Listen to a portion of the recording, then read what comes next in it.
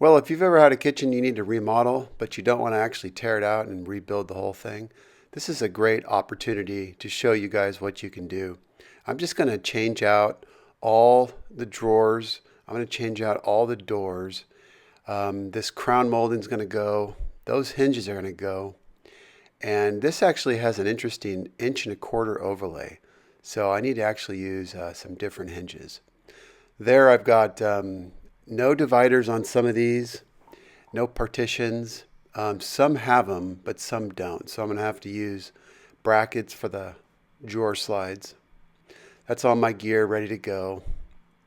To start with, I'm just going to take my pencil, mark out some of these areas so I know kind of where the doors were originally. I'm going to go ahead and take these slides off. So kind of the first thing you got to do is just go around and just take all these things out, those plastic pieces. These are the false fronts that were put in with just a screw from the back side. And you can see all my witness marks right there. And that's just a little bit of help when you go to put these things back in. What you want to do though is you want to just make sure that you measure all these spaces for the heights, the thickness of the inserts that you're going to be putting in for spacers, like that guy right there.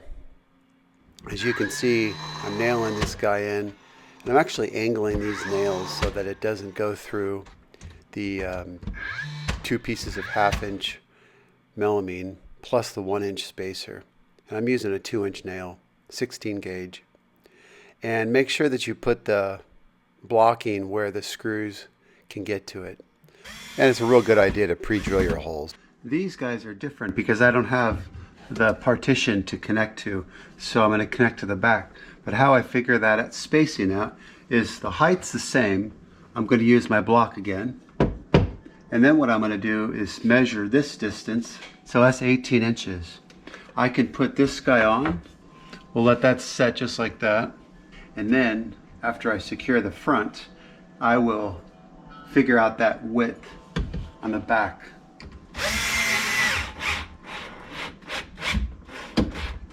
Take that measurement, 18 inches. And these brackets have a little bit of flexibility in them, so that's good.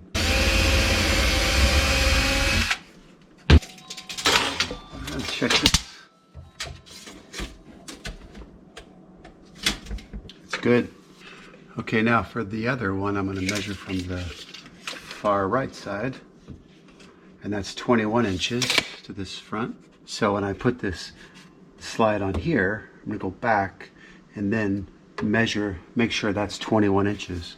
And then I can lock that guy down, and I'll just continue it down to the end one.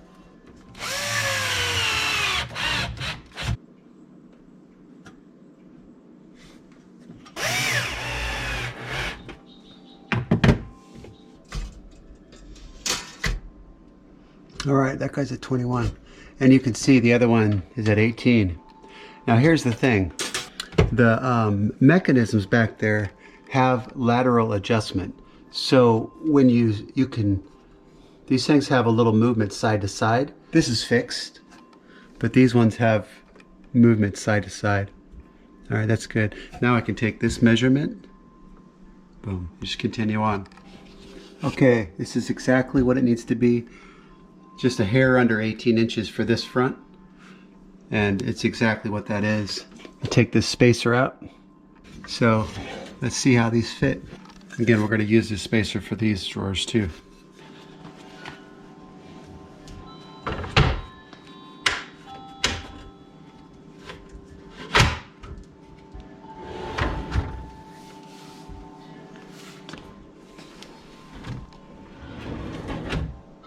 Perfect.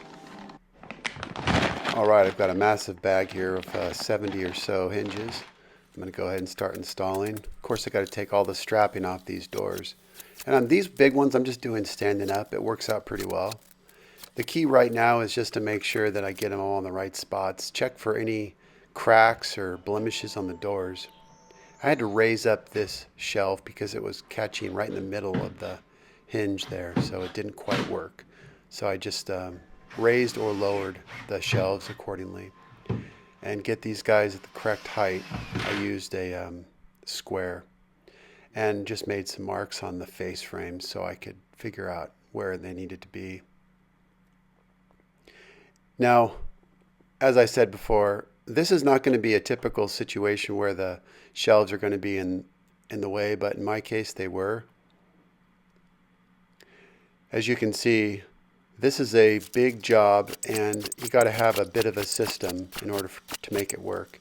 So I've got these doors stacked up, and I just put the hinges on, and then I go ahead and put screws in all the openings and just try to take my time with everything. I'm going to take off all this molding before the doors go on. It's going to be much easier. And now with the doors going on, the key thing is to make sure the spacing is right between the doors and to the ceiling. Now I'm going to use a jig on this door and all these lower doors.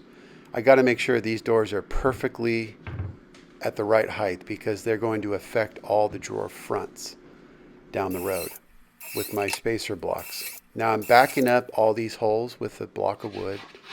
Here I'm locating a 1-inch spacer from left to right. I'm going to go ahead and use my pin nailer to attach these. Using my square, I know how far to go down, and I'm going to go ahead and attach that. And that block of wood helped me on the left side get the correct height with that door. Again, this is all about the initial setup. If the doors aren't the correct height, and or if the drawer fronts aren't the correct height, you're going to affect all the spacing down the road.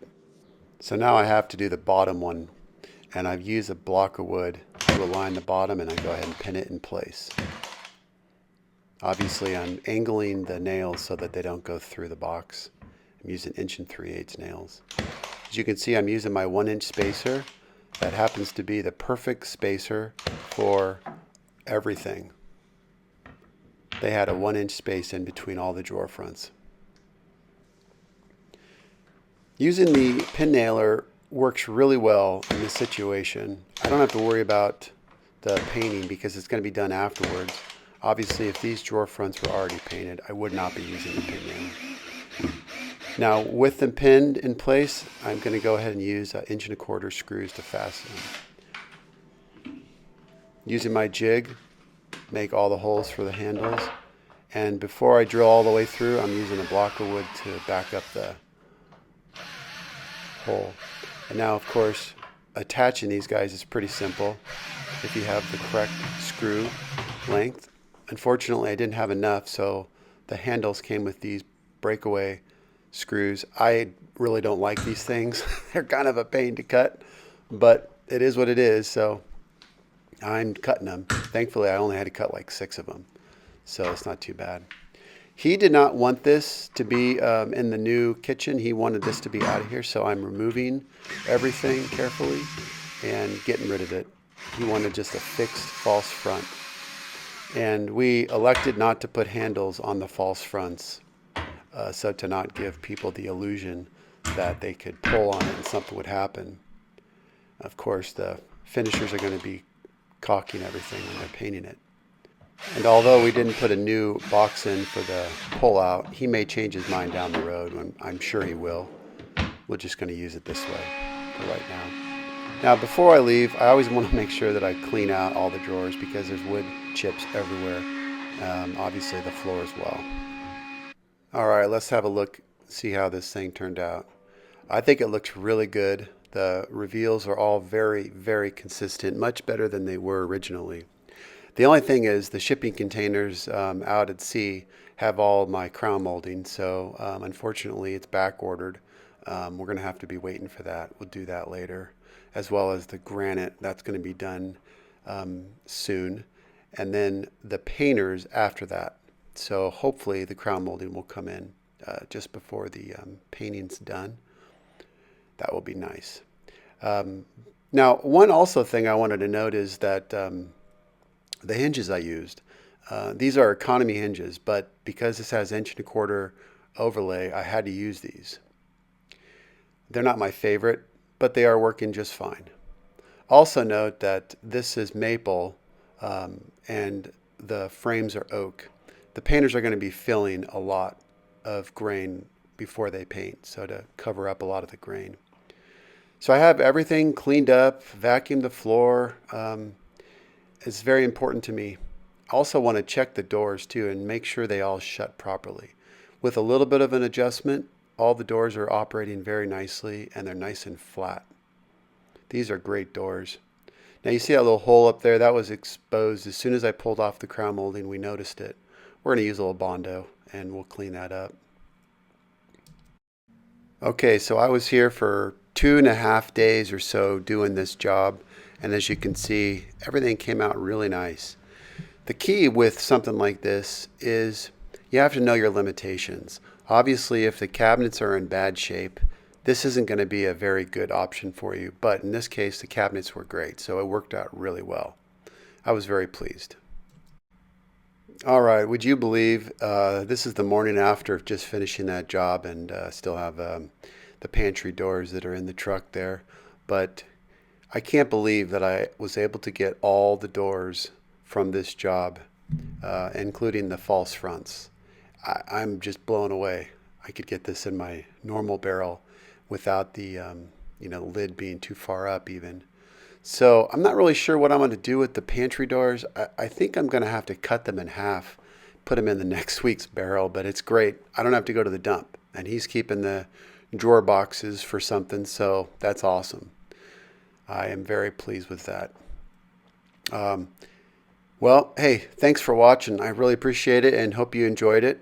And we'll catch you on the next one. Bye-bye.